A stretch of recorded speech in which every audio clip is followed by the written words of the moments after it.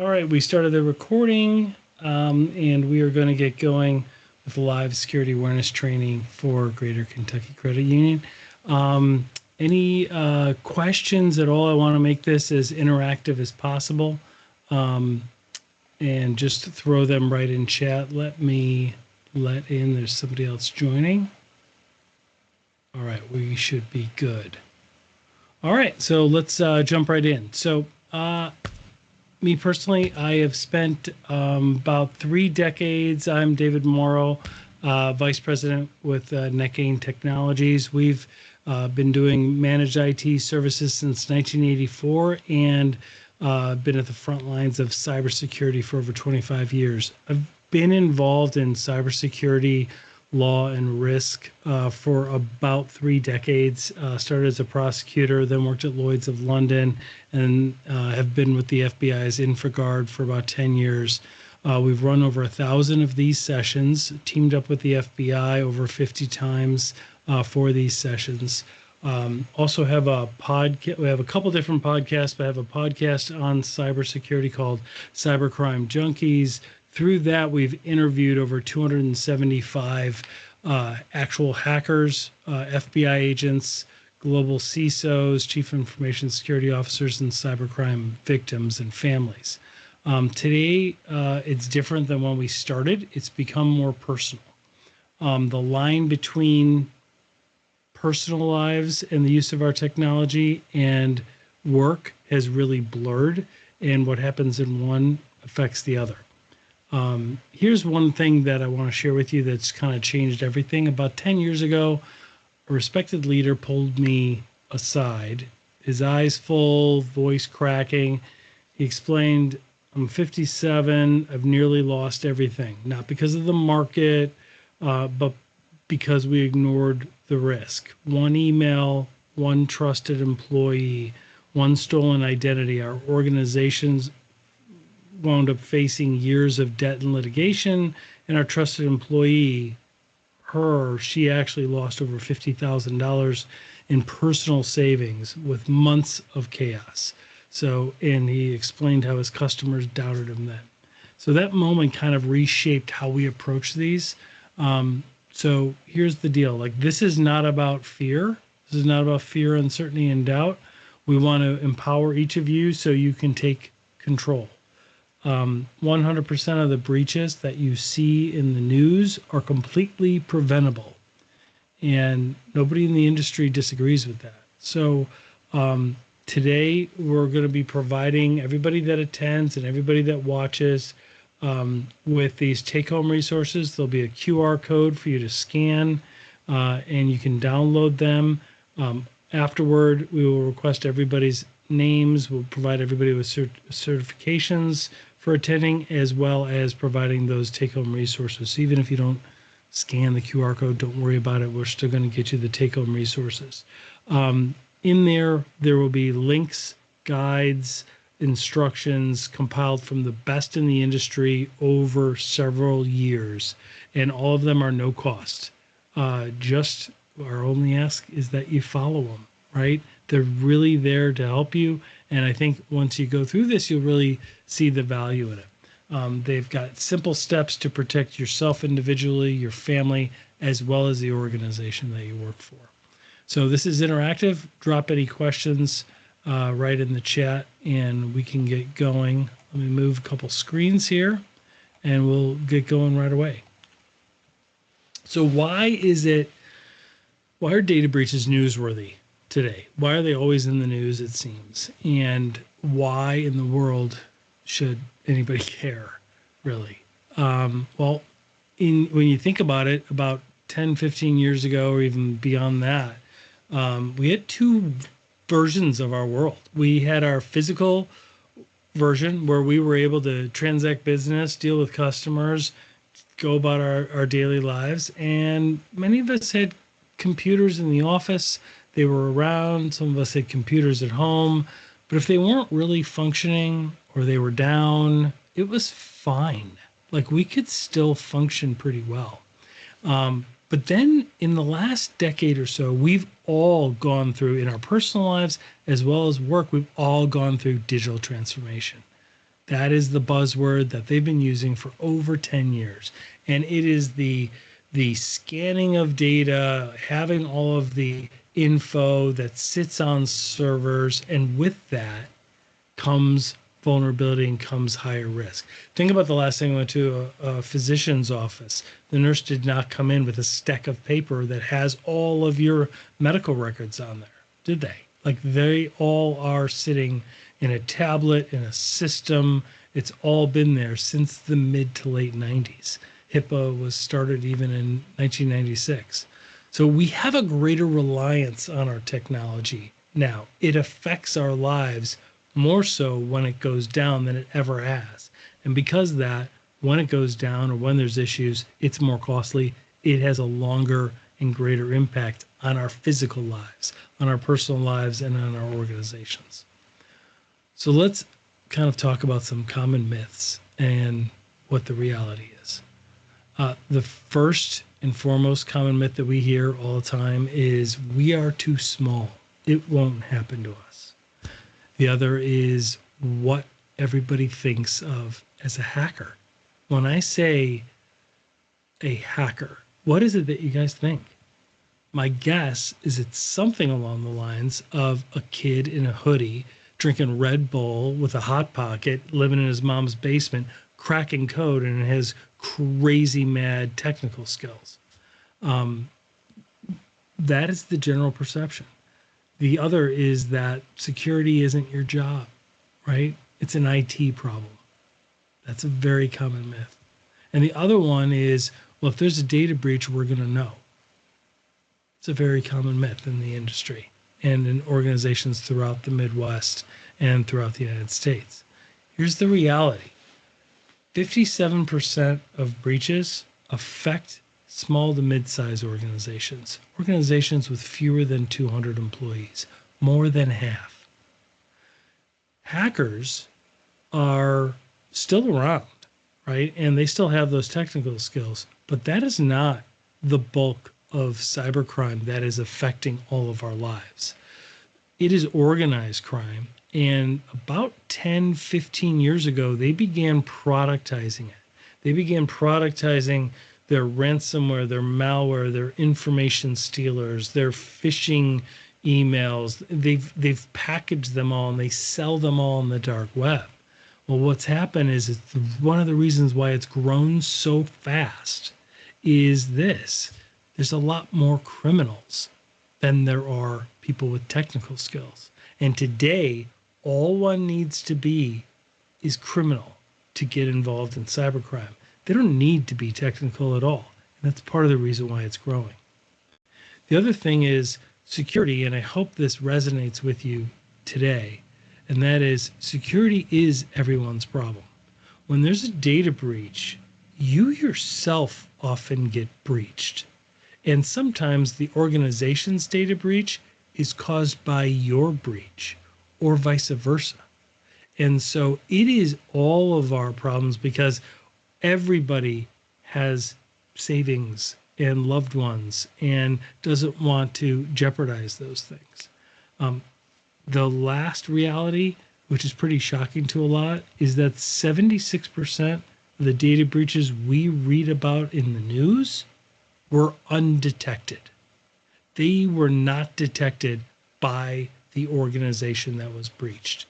They went undetected for a long time until they either launched the attack or if they just exfiltrated the data, which is a really fancy phrase for they stole the stuff and left, and then didn't launch ransomware or encrypt things or shut things down. They just got in without being detected, stole it, and left. So what happens is they go and they sell it on the dark web, and I'm going to show you this stuff in just a second. But then what happens is most of the organizations, they learn about it not from their own even teams, but they learn about it from social media, they learn about it from law enforcement, or they learn about it from the media itself. And that's how organizations are finding out that they've been breached.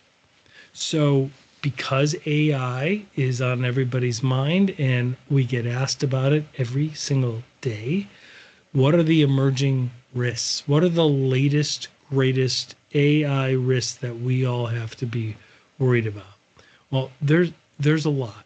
Um, Leadership, anybody in management, leadership, anybody handling uh, uh, the hiring of humans, handling payments, and anybody in a leadership role is subject to a lot of new social engineering attempts leveraging AI. AI is used in a number of different ways by cyber criminals. One is to clean up the red flags that phishing emails used to have, right? We used to always hear when we go through the security awareness training, we would hear, oh, well, look for bad grammar or look for a bad URL or where it's from, etc. None of that is applied since generative AI has been in place. Hackers in general, we're going to get into the modus operandi and the mindset of hackers, but they are early adopters to technology. They are the first ones to jump in head first and break stuff and try things.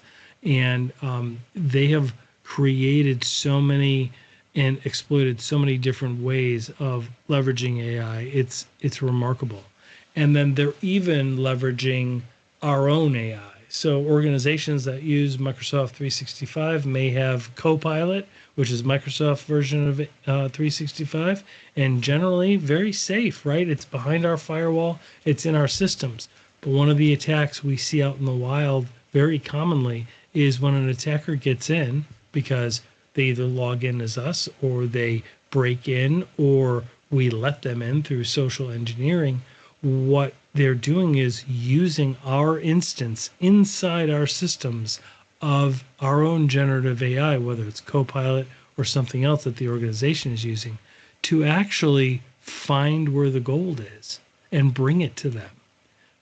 It's really remarkable. Meaning, if they get in, they're undetected, they fire up Copilot and they say, "Where's the intellectual property? Where are the W-2s? Where are the payment systems, the wiring instructions?" And AI will explain it to them, believe it or not, because that's what it's designed to do. And it'll say it's located here, here's the directory, here's this, here's that. And then they go right there and they get it. It's very, very common.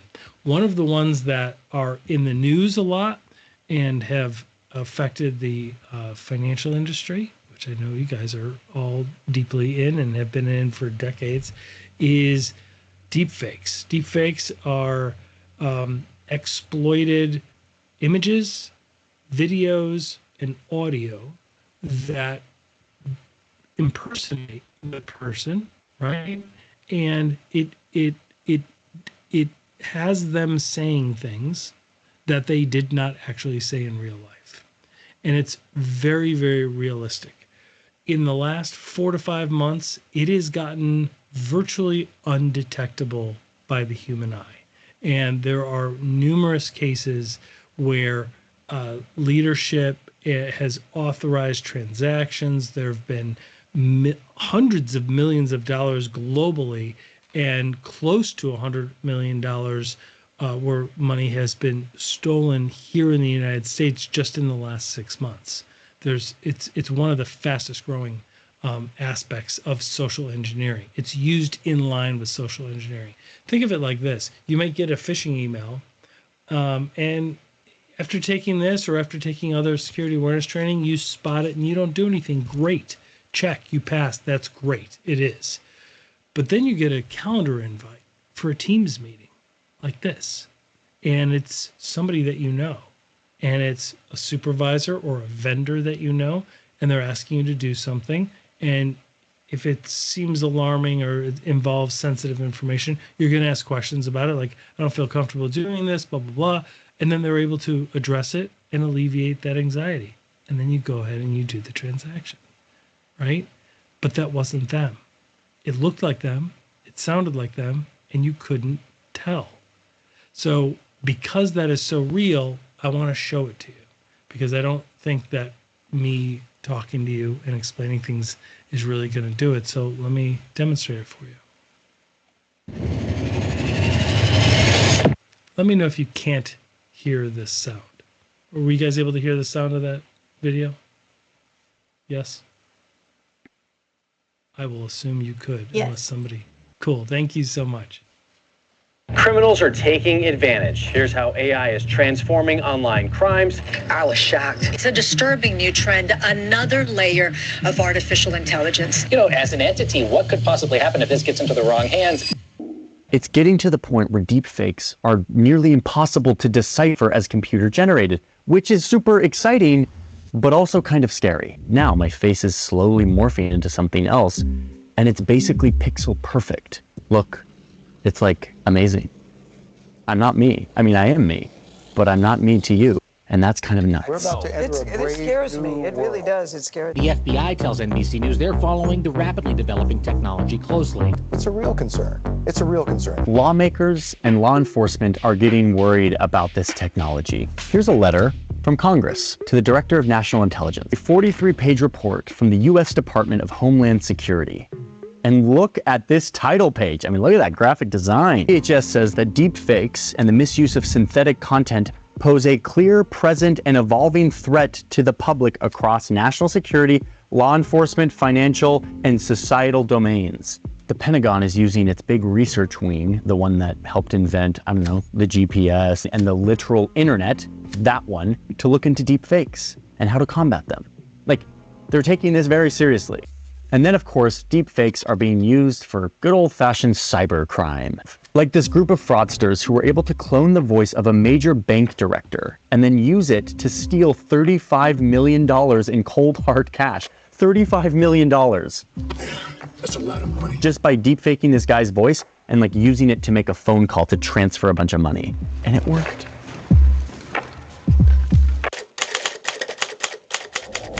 To be clear, permission was given. So the first thing that we do when we're hacking is we do our OSINT, our open source intelligence. There's email addresses, there's phone numbers, physical addresses, plain text passwords, multiple of all of these. We've got you involved in a few different breaches that unfortunately almost every American's gonna show up in. Look, obviously, like to think we do a lot of smart things. I'm obviously not immune to being human. Let's get into the pretext. It's about to get creepy. Rob, we're gonna do a voice clone demo. So I took a clip of you speaking from a video on social media. I put it into my voice cloning tool that requires no consent. I spoof your phone number. So I make it look like it's calling from you on caller ID. Your team member picks up the phone call, they answer it, they hear your voice. Hey, sorry, can you remind me of my password manager's master password? But I mean, it's very accurate. It's definitely my voice. So this is me wearing your face like a digital mask. That's terrible. I took about 2 minutes of that video and I put it into this tool with no consent and I spit out your voice asking about the master password again. Imagine this is in a Zoom or a Teams call, okay? Hey, sorry, can you remind me of my password manager master password? Appreciate it. So we're in the kind of Wild West phase where the lawmakers are kind of just trying to get their head around this stuff. It's an AI arms race, pitting those of us trying to protect you against those committed to harming you.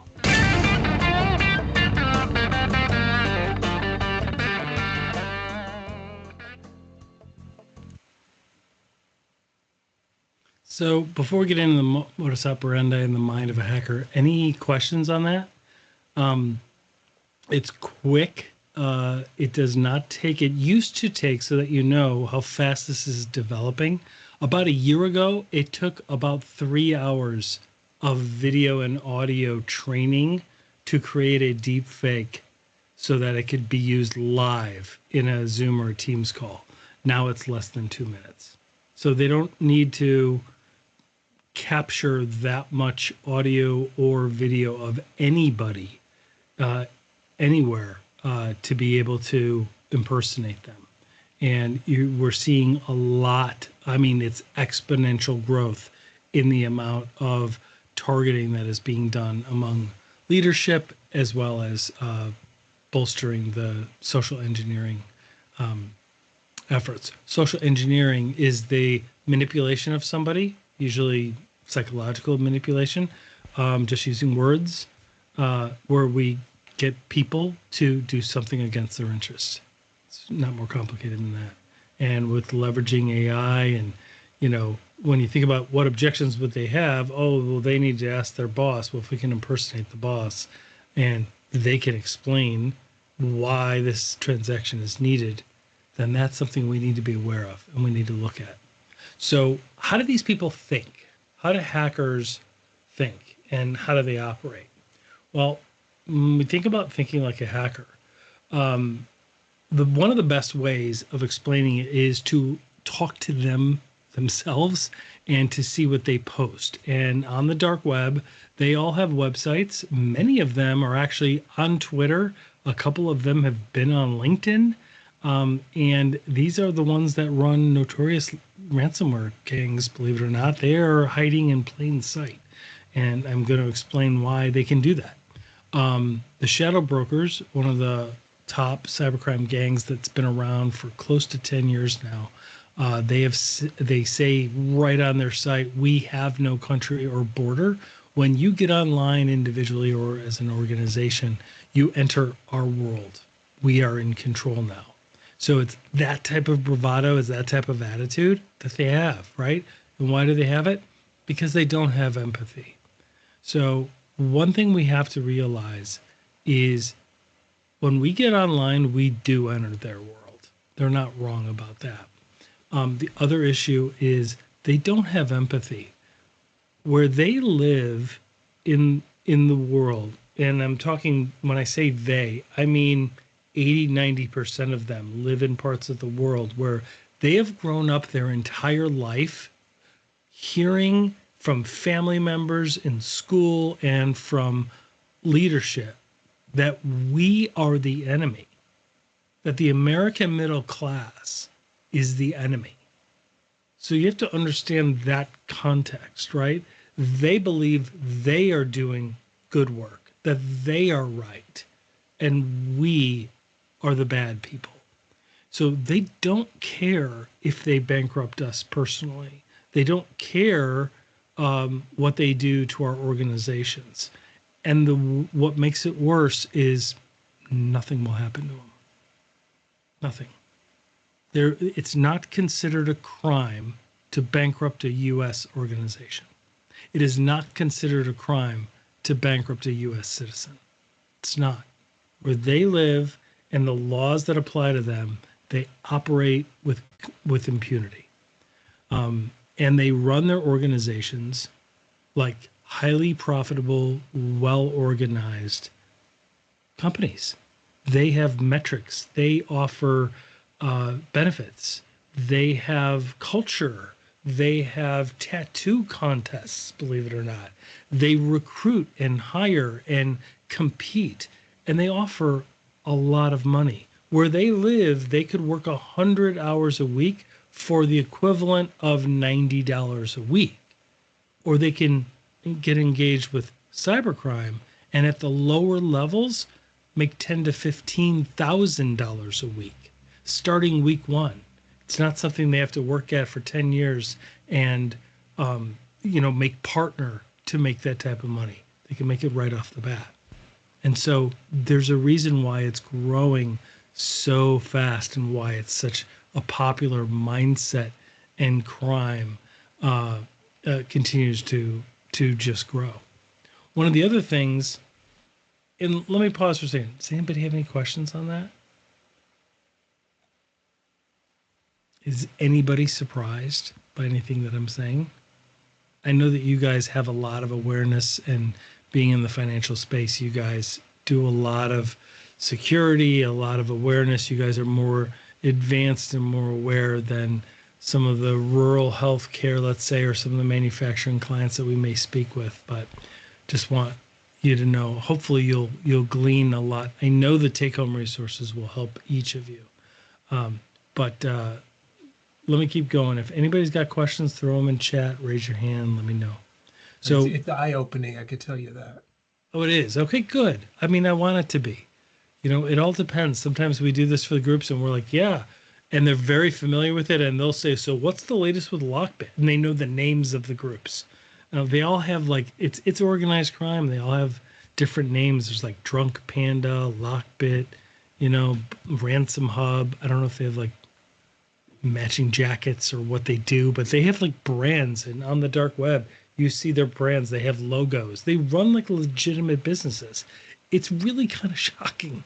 Anyway, so they're not always hacking.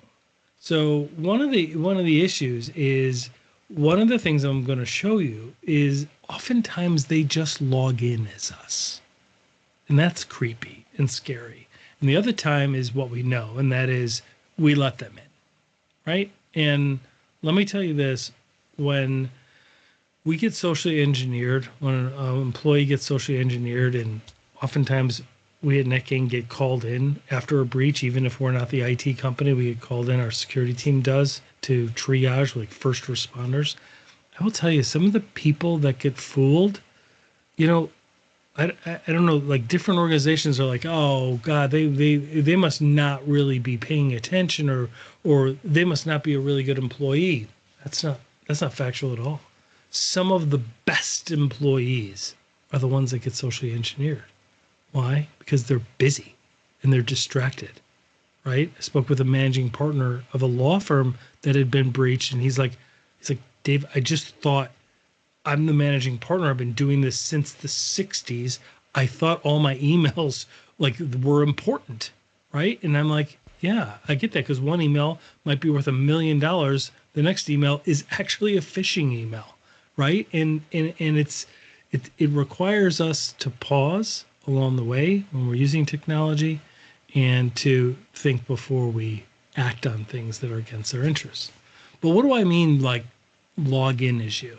Well, let me take you to the dark web. In the take-home resources, you will not find instructions on how to get to the dark web. We don't recommend that for anybody, simply because most people will get there and be compromised themselves. It's really not safe to go there.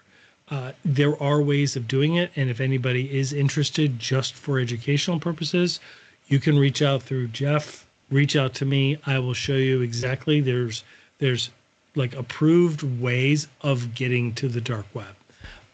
You get there, it works just very similar, and then not at all similar, but generally similar to doing Google searches and getting online. You cannot get to the dark web from Google. It requires a different type of browser and a different type of operating system generally to do it safely. So I went there, I took screenshots, and I'm going to show you. But what is mind-blowing is how user-friendly it is. They have so many marketplaces like Amazon, and you literally can scroll through and see all the different things you can buy, and you can buy them right there, anonymously and everything else. So what can you buy on the dark web? Well, that's where it's dark. You can buy fake IDs, and let me rephrase that. You can buy real IDs that can be used in any state, any age, any sex, any history. You can buy complete dossiers of people. You can buy an 850 credit score if you want, and it's legit, and you can take out loans from it. You can buy birth certificates. You can buy death certificates. And oftentimes when you hear of these scammers who like seem to disappear off the planet, you're like, where did they go? Well, what they did is they died, right? And they have a new birth certificate. They're operating legitimately with fake credentials. It's also where ransomware lives, where malware lives, where you can buy all of the different codes. You can buy extortion kits, phishing kits, you name it. But it also is where you can buy live session cookies. And that's where we explain, I don't know if you've ever used websites. I'm sure you have. You've used websites where for convenience, there is the remember me box. Like, hey, buddy, you don't have to log in again with your credentials. Just click this box and it will remember your login, right? The FBI has come out with a warning that says, please stop doing that, because the dark web is infiltrated with live session cookies. Because what happens, not all the time, but most of the time, is that creates a token between your browser and the website that you're logged into. and it's live and good for like 90 days oftentimes.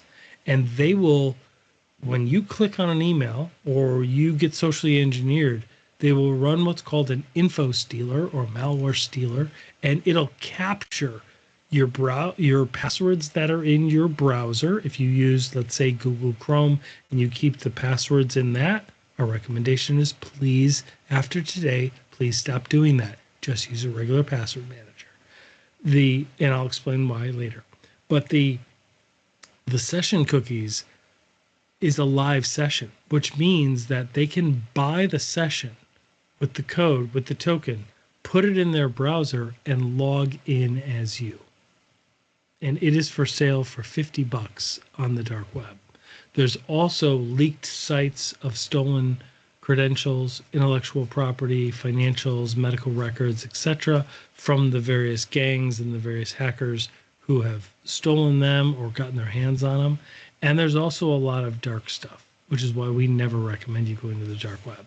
You can buy any type of drug you've ever heard of, guns, arms. You could buy a tank if you want.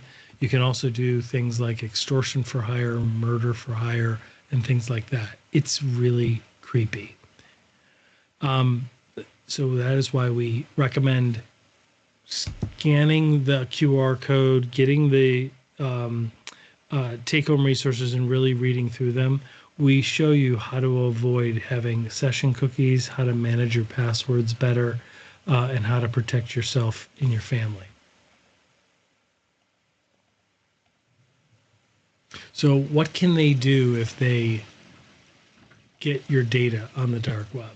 Well, one of the things that we show you in the take-home resources is how to run a quick scan, how to see if your password is strong, how to see if the passwords that you use are strong, how to get a password manager. A password manager works so that it's convenient and it's tied to your browser, but the passwords aren't kept in your browser. They're actually kept encrypted. And then we also show you how to see if you've been breached in the past. And my guess is most of us have. And so that's good to know, because you need to go into those accounts that will be listed, and you just need to change your password on them. And in a password manager, you just need one password, one master password, so that you can keep all of the other passwords, which is really key. But what can they do with it? Well, on the dark web, in these marketplaces, this is a sample. You can run a dark web scan at no cost. We show you the link. You're not going to the dark web. You're going to a password manager that runs a dark web scan. And they will show you if your work email has been involved in breaches. I just grabbed a sample of one. It is not for your organization. I wouldn't do that to you guys. But this is another business that we've spoken with, and it shows they are all over the dark web. There are 20 different breaches with the CEO's email, 9 different passwords that CEO has used, and the last one was exposed just this past February. So, and there's over 100 credentials leaked. So in those marketplaces, you could literally buy those credentials and log in as those employees. And so that's how the dark web works. And that's how a lot of these cybercrime gangs will gain entry to be able to move around and capture data undetected.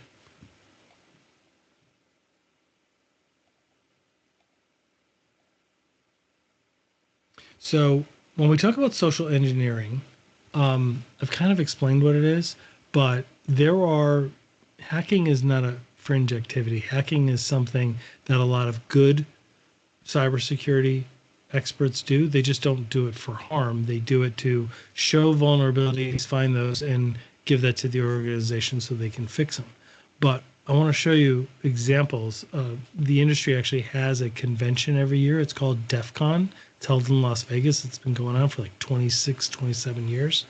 And I want to take you there and show you exactly what happens when you click on an email, a phishing email, and what happens with vishing, which is voice solicitation in social engineering. DEF CON is the biggest hacker convention of the year. It's a place where thousands of hackers come to hear talks, to demonstrate their newest hacks. It's actually a place that's so dangerous to be on the internet that they tell you to turn off the Wi-Fi and the Bluetooth on your phone. I think this is Car Hacking Village. This car is locked. Can you get me in? I'll unlock it for you. Should be good. Hacking is no longer like this fringe activity, and if you are at DEF CON, there's a good chance that you're here because you want to learn what could happen to you or your company. We help people with human security issues by testing vulnerabilities for like a network test, but it's for the people network. We test those vulnerabilities, see where the holes are, and then help people learn so they can patch them. Can we try some of this? Could have our star Visher here make some phone calls as Let's do it. Sure. Do you want to do a sample of phishing call? What's phishing? Phishing is voice solicitation, and basically what you do is you use the phone to extract information or data points that can be used in a later attack. Let's do it. Who are you going to call? Maybe I'll call your cell phone provider Okay. and see if I can get them to give me your email address. I bet they're good. I bet they have my back. But yeah, go for it. I'm going to spoof from your number, so it's going to look like it's calling from you. Okay. Hi, I'm so sorry. Can you hear me okay? My baby, I'm sorry. my husband's like, we're about to apply for a loan and we just had a baby and he's like, get this done by today. So I'm so sorry. I can't call you back. I'm trying to log into our account for usage information and I can't remember what email address we used to log the account. The baby's crying and can you help me? Awesome. In just 30 seconds, gmail.com? Jessica gets my personal email address. Now, if I needed to add our older daughter on our account so she could call in and make changes, how would I need to go about doing that? You would have to send me a secure PIN through a text message? Yeah, well, the thing is, I don't think I'll be able to receive a text message if I'm on the phone. Oh, I'm not on there either? So I thought when we got married, he added me to the account. Okay, my Jessica uses my girlfriend's name and a fake social security number name 5127. to set up her own personal access to my account. Wait, I'm sorry, so there's no password on my account right now? Can I set that up? She even gets the support person to change my password. Thank you so much for your help today. So she just basically blocked me out of my own account. I'll get her fed after this. All right, thank you. Holy shit. So they just gave you access to my entire cell phone account. You're gonna have to go on and change your password now because it's Jess, my name. And all it took was a crying baby and a phone call. Yes. I really thought that my cell phone company would protect me. I mean, like, this is the most basic stuff, and they're not doing it. And if they're not doing it, you know all these other businesses aren't doing it either. But I was curious, what can a hacker with serious coding skills do? I did get into quite a number of things that I found.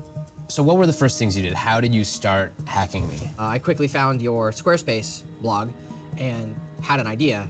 Basically what I did was created a bogus Squarespace site and sent an email to you, a phish asking you to go to this website, run the certificate installer. So once you ran that, it gave me access to your computer, and I created several fake pop-ups that looked like system pop-ups that would ask you for your credentials. So I stole your 1Password keychain. And 1Password is where I store all my other passwords. So effectively And by... your social security number and your Amex stuff and all your stock trading and bank information. I can send email to everyone in this room as you. I am you right now if I wanted to be. If my evilness is working correctly, it should actually be taking pictures of your desktop and pictures through your webcam every 2 minutes. And I have been watching you for about 2 days now. In coffee shops, at your mom's house, on a plane. Here's you editing stuff. There's you like. Oh my God, so this is literally every 2 minutes. Through my webcam. Yeah, through this guy. How badly could you have messed up my life? I could have made you homeless. I could have made you homeless and penniless. How would you make me homeless? Like, I have control of your digital life in its entirety. I have all your credentials. I have all your access to all your financial information, all your work information, all your personal information. I can pay people with your bank account or your Amex account. I am you. I can fully impersonate. Like, the only thing I couldn't doctor would be like your fingerprints. This is like as bad as it gets. It's ridiculous. Yeah, it's bad. He got everything. I mean, frankly, I want to take my computer and throw it into the deepest part of the ocean, and I want to never touch a piece of technology again, because holy shit, that was everything. That was the keys to my entire life, and he just pulled them out of his pocket. DEF CON. Any questions at all? there's a lot to unpack there, but it really kind of shows you how quickly certain help desks can be, certain vendors could be leveraged, third-party risk, and it also shows you that if somebody targets you individually, how just clicking on one link actually can expose quite a bit. If there's any questions, just shoot them along the way. Let's talk about cybercrime by the numbers. Of the data breaches out there, 69% of them involve social engineering, which is why social engineering is the number one tactic used by organizations to have us let them in, either to our personal lives, our own finances, or to the organization. There's been a massive increase in a recent FBI warning, massive increase of 146% just in the last 6 months of ads on social media. So I don't know if you know this, but anybody can create an ad and put it on Instagram, LinkedIn, Facebook, Twitter. It's just an ad, and the ad can say anything. They don't test it, or they design them so that it's easy to hide it from any scam that they run before they post it. And what's happening is when people click on the ad, oh, I've been looking for these pair of shoes and they're 80% off. That's fantastic. Click the ad to learn more. The recommendation is don't do that. If you see an ad and it looks really good, then cool. Go to the website and actually look at the actual website and see if the ad is, if that sale is really going on. Because if it's not there, but it's on an ad, which will happen 99% of the time if it's a crazy ad, right? That means that is a fish. That's a phishing ad that is trying to get you to click on it, right? And to find out more information. But by doing that, if you do it on your phone or you do it in a browser, they have info stealers on there. And what those info stealers do is they will run in the background, nothing will break, no alerts will go off, and it will capture all of the passwords in your browser. It will capture keystrokes. It will log and track all of that information on your phone, which is why the take-home resources show you privacy settings and ways to manage your phone, because these are computers today that we have with us a lot longer during the day than even our laptops and our workstations. But we show you how to increase and change the privacy settings on here. We also show you how to manage apps and how to do it in a way when you're giving your phone to children or to elderly relatives, because there's a really cool, safe way of just giving it to them and then you get it back, and it works really well. But those info stealers are really, really popular, and it's causing a lot of concern. 24% of the breaches involve insider risk. Insider risk can include disgruntled employees, company espionage. Think of one competitor sending an employee to go work for another to get information, then eventually come back, etc. It does happen. It's not that common. Let's be real. It's just people have better use of their time. But 24% of the insider risk also includes offboarding of employees not being done right, like credentials not being locked down timely. It's those hosts of things that really do create an insider risk. The average downtime for small to mid-sized businesses when there is an attack that's launched, meaning they're not in there undetected, they're actually launching the attack, that's on average more than 23 days. That's a lot of time to be without systems, and that's the average. So it's pretty hard. Even rural healthcare, their average is like 18 to 20 days, and that's tough because that affects people's ability to get medical care, and oftentimes ambulances need to be rerouted, etc. when a ransomware attack, ransomware is a malware that encrypts data, and then you have to pay a ransom to get it back. What's interesting is a lot of organizations, the FBI will always say, do not pay that because we're basically paying cyber criminals. And clearly we're paying them a lot of money. But they always recommend not to. But they do understand that in a time of crisis, oftentimes it needs to be done because it's the only way of getting the decryption keys so that you can get back up and running. But having said that, only 42% on average actually get their data back. Or if they get the data back, they got a copy of it, they're still selling their copy of it. So it's still, I mean, we're asking for honor among thieves when we're dealing with them. So it's still very, very difficult to deal with. And then when we look to why this is happening, well, here's a good example. 68% of us reuse our passwords. So let's talk about passwords for 2 seconds. I won't bore you, but NIST is the National Institute that creates the rules for all of us on passwords. They recently came out and said, stop overthinking it. Do not worry about complexity and a capital, etc. Different organizations can set different standards. That's good. But they say length is what matters most. And it does. The reason is because the software that they sell on the dark web in those marketplaces will brute force guess a password, right? And the longer the password, the longer it takes for that software to work. And we provide in the take-home resources a site you can do a sample password in, and it does not capture your password, by the way. But what's good about that is you will see just by increasing a couple letters, it will go from a millisecond, 3 seconds for that software to crack your password to hundreds of thousands of years. And what happens then? Look, the mindset of a hacker is they want the open door. Think of a robber or a criminal going through a parking lot at Target, right? They're going through the parking lot. They are opening up doors at night, right? Why? They're trying to see who's left their door open.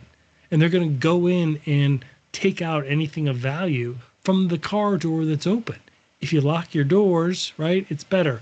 By having that in that password causing that software to work for a long time, they're going to move on to the people that literally are still using password as their password, or 12345, or their favorite sports team. Meanwhile, on social media, they're cheering on their favorite sports team, so that's easy to guess, right? And there's still a lot of people that are doing that.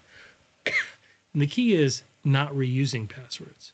So I've been doing these sessions a long time, and many people come back 2-3 times, and they'll come back and they'll say, I took your advice. I've got a really good password. I'm like, great. And then they'll say, I use it on everything. And I'm like, no, like, don't have a really good password and then use it multiple times. Like, you need to use a different password on every app that you have. The problem is this. We each have anywhere between 50 and 60 to 70 apps that we all log into on a regular basis. If you really sit down and think about it, there's a lot. We have everything from social media to banking to 401k, health, billion different emails out there. Like, there's so many things that we do.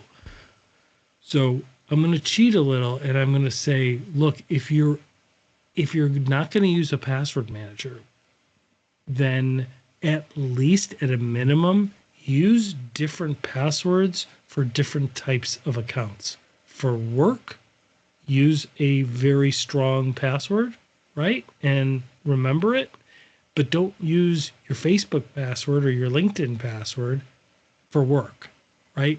Use things like social media or some ridiculous site that you're just going into to buy some shoes and you have to create some password. Like, don't use the same password for work or for your 401k or your health insurance, right? Don't use the same password for those that you do for that.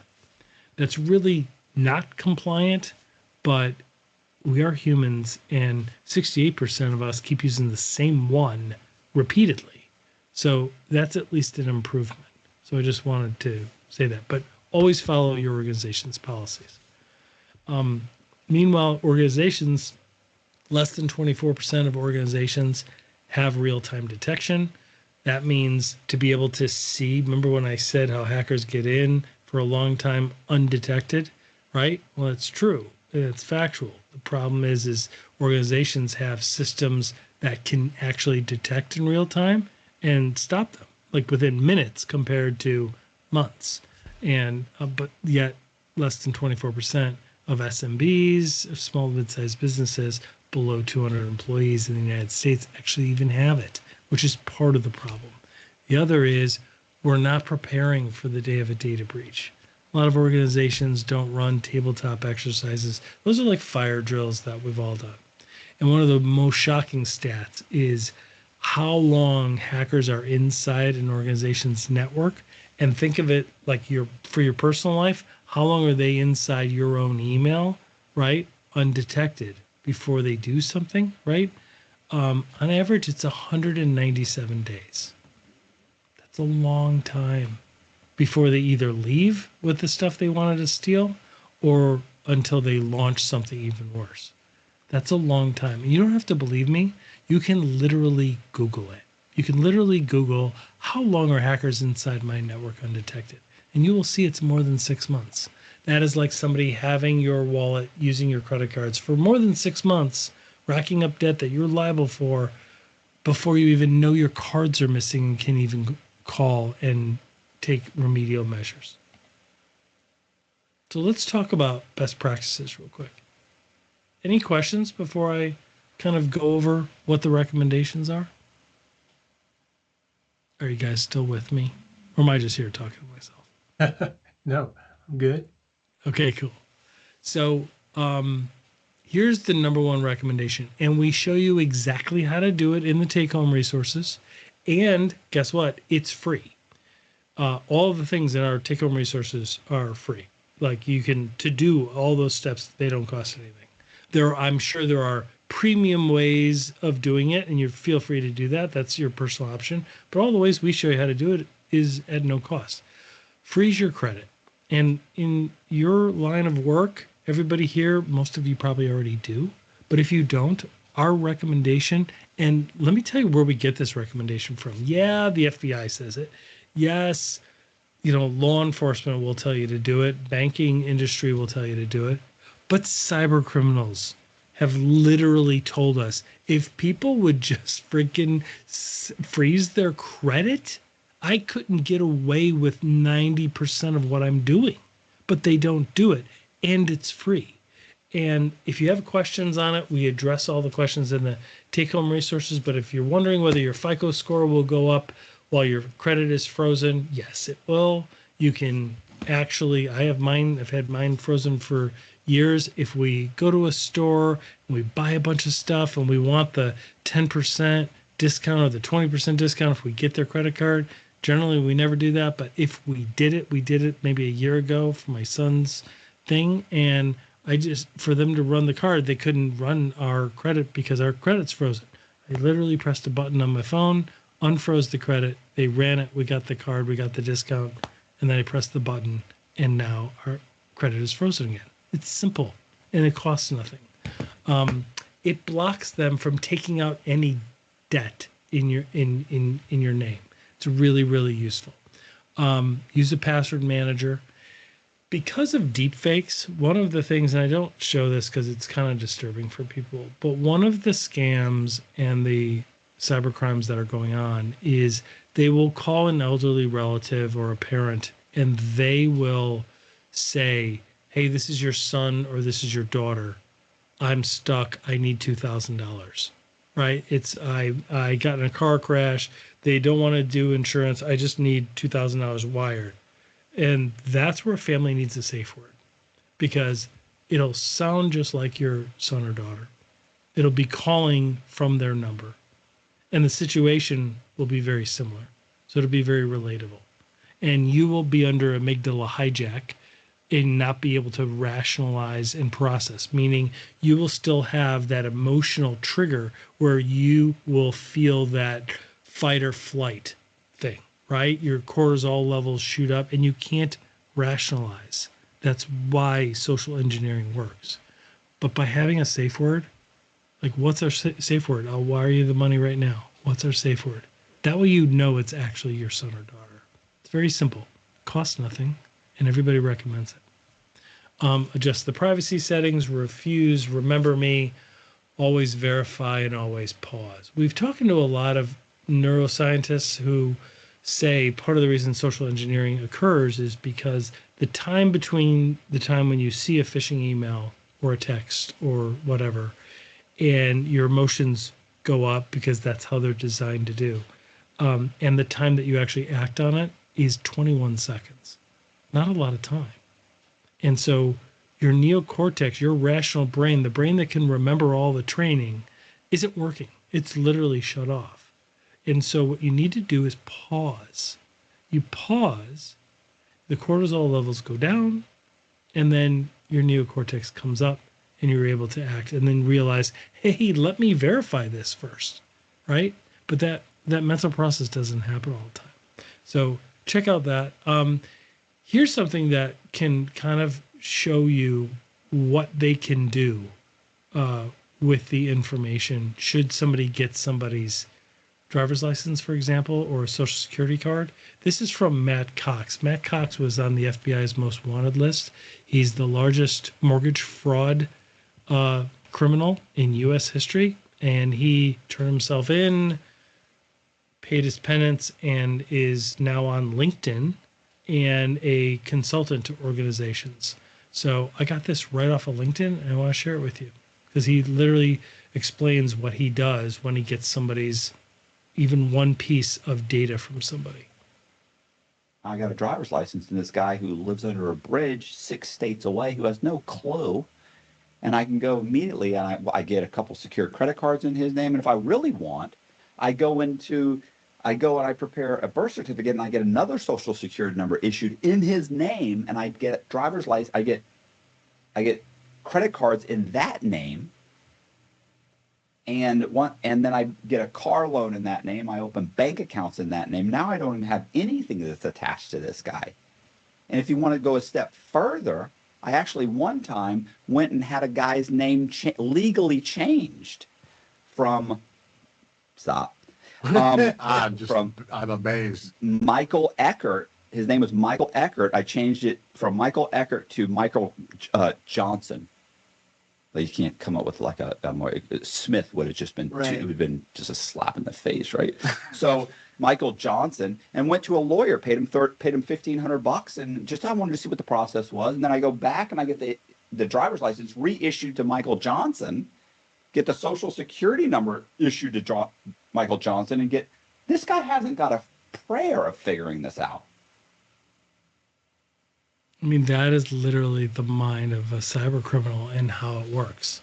It's all about the social engineering and the explanation for people to do things against their own interest. So all of this is in the take-home resources. I want to be respectful of the time we're coming up here. There's things not to do and things to do. We've talked about what to do, right? Test your password, check to see if you've been compromised. Things you should not do. And when we do these sessions live, if I was there sitting with you, the first thing I would have done is had everybody take out their phone and turn off the Wi-Fi and turn off the Bluetooth.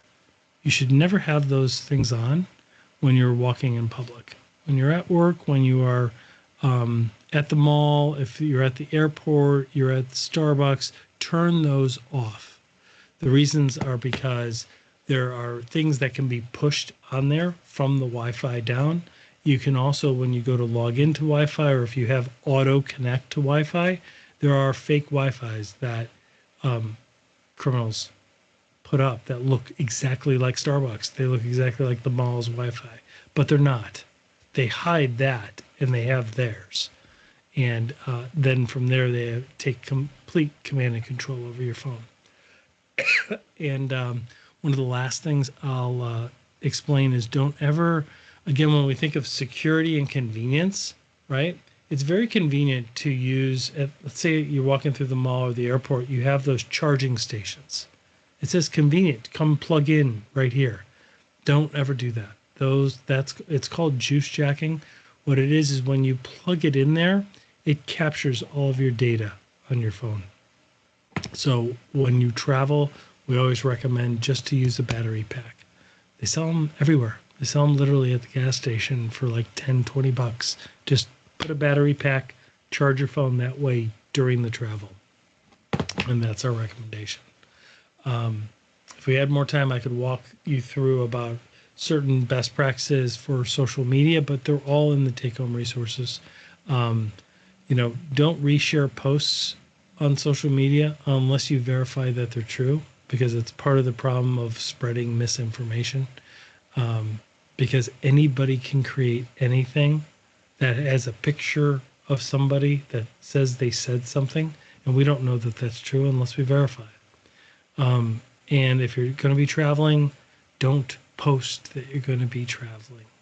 Wait until you go there and come back, and then post about your trip. So, and in terms of, let me leave you with this. I was recently on a panel where we looked at all the different compliance regulations, all the different case law involving data breaches. They all boil down to, every single one of those boils down to 5 things. Every single one. They require 5 things from every organization. And each one differs a little on how much or the frequency you need each one.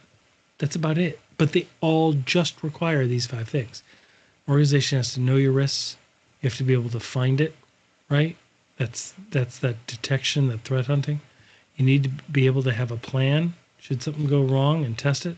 You need to be able to prioritize where your technology is making you vulnerable, and you need to educate and protect your users. And that's it.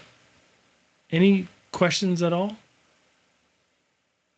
No, that's good good information, David. We appreciate that. Well, I appreciate everybody's time. I thank you all for joining. Get me, if anybody did not scan for and download the take-home resources, just please provide me with your names. Jeff, if they could maybe send them to you or put them on a spreadsheet, something like that, just first and last name.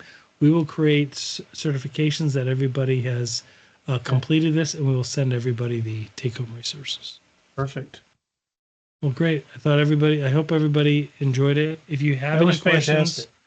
Thanks. Well, if anybody has any questions at all, please reach out. I'm happy to guide you. Or, there's a lot of individuals that don't like to speak up, but they have a relative who might have an issue, etc. So I'm happy to steer you to the right law enforcement resource or anything like that. Happy to help any way we can. So great. Thank you, everybody. Thank you. We appreciate it. Thanks. We'll see you. Have a good day. Thanks, David. Thanks. Bye.